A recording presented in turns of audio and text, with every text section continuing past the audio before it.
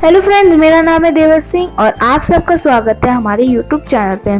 So friend, अभी AMCA से related एक लेटेस्ट अपडेट सामने आया है। सो फ्रेंड, इस वीडियो को एंड तक देखिएगा। सो फ्रेंड, आइए शुरू करते हैं। गवर्नमेंट की तरफ से बहुत बड़ा डिसीजन लिया गया है कि AMCA को तेज़ गति से डेवलप किया जाएगा ताकि इंडिया एयर पावर की कैपेबिलिटी में सेल्फ रिलायंस हो पाए और चाइना को इंडिजीनियस हथियारों के द्वारा ही भरपूर तरीके से चैलेंज कर पाए। एयरफोर्स द्वारा बीते कई सालों में हिंदुस्तान एरोनॉटिक्स लिमिटेड और DRDO के साथ twin engine 5th generation advance medium combat aircraft को लेकर बात चलाया जा रहा था और अब सुनने को ये भी आ रहा है कि इसका डिज़ाइन फाइनलाइज हो चुका है। पूर्व एयर चीफ मार्शलों के जैसे ही सेम फॉर्मूले पे आगे चलते हुए वर्तमान air chief marshal RK Bhadauria द्वारा देश को बताया गया था कि एयर पावर को मजबूत करने के लिए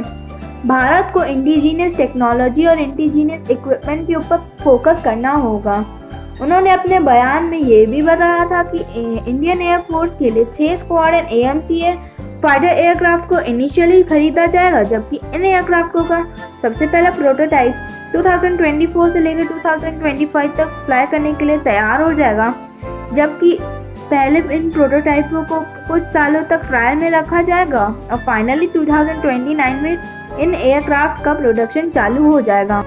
दोस्तों, उन्होंने अपने बयान में AMCA का Mark II के बारे में भी बताया था और उनके मुताबिक Mark II और भी ज़्यादा एडवांस एयरक्राफ्ट होगा जिसे इंडियन एयरफोर्स में 2036 तक शामिल कर लिया जाएगा। मतलब इस दशक के अंत तक हमारे एयरफोर्स में indigenous stealth multi role combat 5th generation aircraft देखने को मिल जाएंगे। दोस्तों, केवल एयर चीफ मार्शल का बयान ही नहीं बल्कि ग्राउंड में इन एयरक्राफ्टों को लेकर बीते कुछ सालों में काफ़ी तेज गति से काम किया जा रहा है। DRDO की तरफ से हिंदुस्तान एरोनॉटिक्स लिमिटेड और कुछ प्राइवेट कंपनियों के साथ भी जॉइंट वेंचर में इन एयरक्राफ्ट का प्रोडक्शन चालू किया जाएगा और यदि ये बात सच होती है तो प्राइवेट कंपनी के लिए ये सबसे पहला मौका होगा कि एरोस्पेस इंडस्ट्री में कदम रख पाए और इंडियन एयरफोर्स को मजबूत करने के लिए एडवांस हथियारों को डेवलप करने के लिए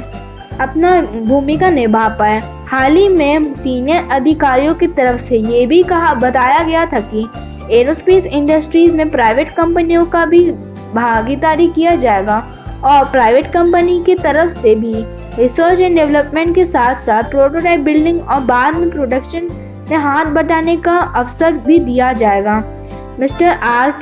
RK सरफरोशी, जो कि aerospace and defence consultancy society के फाउंडिंग प्रेसिडेंट हैं, उन्होंने अपने तरफ से ये भी बताया था कि AMCA को सिर्फ अपने एयरफोर्स के लिए नहीं बनाना चाहिए बल्कि इसके एक्सपोर्ट वर्जन पर भी काम करना चाहिए, जिससे कि इंडिया एक्सपोर्ट मार्केट में भी अपना दबदबा बढ़ा पाए। और प्राइम मिनिस्टर नरेंद्र मोदी की तरफ से हाल ही में जिस तरह से डिफेंस एंड एरोस्पेस इंडस्ट्रीज को मजबूत करने की बात कहा गया था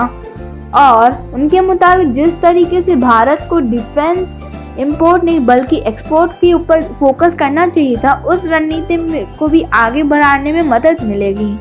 friend, air chief marshal RK Bhadauria की तरफ से फॉरेन कंट्रीज से 5th जनरेशन फाइटर एयरक्राफ्ट की खरीदारी को लेकर भी हाल ही में बयान दिया गया था, जिसके बाद भारत के AMCA को लेकर भी काफ़ी क्लियरेंस आ गया था। RK भदौरिया के मुताबिक इंडिया 2018 में ही FGF प्रोजेक्ट से बाहर निकल चुका है और फिलहाल FGF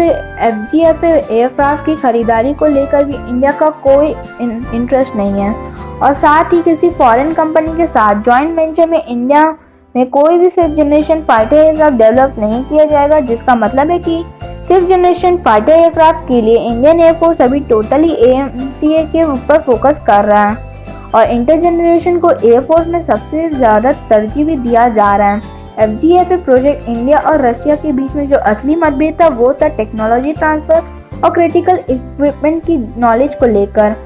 कोई भी देश किसी और देश के साथ स्टेल्थ टेक्नोलॉजी शेयर नहीं करना चाहता है और इसलिए जॉइंट वेंचर में हो या फिर को प्रोडक्शन किसी भी सेक्टर में इंडिया को आधुनिक टेक्नोलॉजी मिलना बहुत मुश्किल है। तो दोस्तों, 2018 में AMCA के रिसर्च एंड डेवलपमेंट के लिए $60 मिलियन का फंड का आवंटन किया गया था, जिसके तहत AMCA के क्रिटिकल टेक्नोलॉजी को मेड इन इंडिया के तहत बनाया जाएगा। और दोस्तों इसी फंडिंग का इस्तेमाल करके एक आधुनिक active electronic scan and radar को डेवलप किया जा सका है, जिसे AMCA में भी इस्तेमाल किया जाएगा। जबकि इंडिया के इंडिजीनियस फाइटर एयरक्राफ्ट की डेवलपमेंट करने में सबसे बड़ा जो मुश्किल आ रहा है वो है इसके इंजन को लेकर, और इंडिया की तरफ से इस मुश्किल का समाधान करने के लिए एक उपाय भी ढूंढ लिया गया है। और इस उपाय के तहत UK के फर्म रॉयल्स के साथ एक नया जॉइंट वेंचर किया जाएगा, जिसके तहत इंडियन एयरफोर्स के लिए फ्यूचर एयरक्राफ्ट के लिए 110 न्यूटन का एक नया इंजन को डेवलप किया जाएगा। दोस्तों इन इंजनों को यूरोजेट EZ-200 के तर्ज पर डिज़ाइन किया जाएगा, जिसे यूरोफाइटर टाइफून में इस्तेमाल किया जाता है। एयरबस इंडिया के मिलिट्री हेड अनिल गुप्ता के तरफ से हाल ही में ये बताया गया था कि एयरक्राफ्ट के इंजनों को लेकर टेक्नोलॉजी ट्रांसफ़र किसी भी देश के एरोस्पेस इंडस्ट्री को उन्नत करने में काफ़ी ज़्यादा मदद करता है।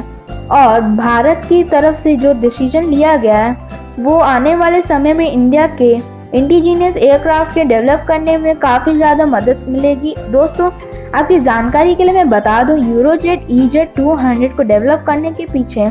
रॉयल रॉयस नहीं बल्कि एयरबस शामिल था।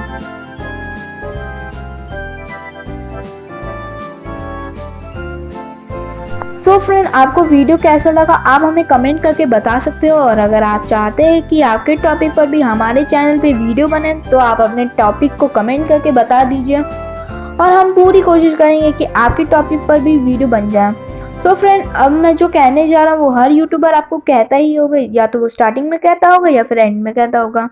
मैं कह रहा हूँ कि अगर आपको वीडियो अच्छा लगा तो हमारी वीडियो को लाइक करने के साथ साथ हमारे चैनल को सब्सक्राइब करके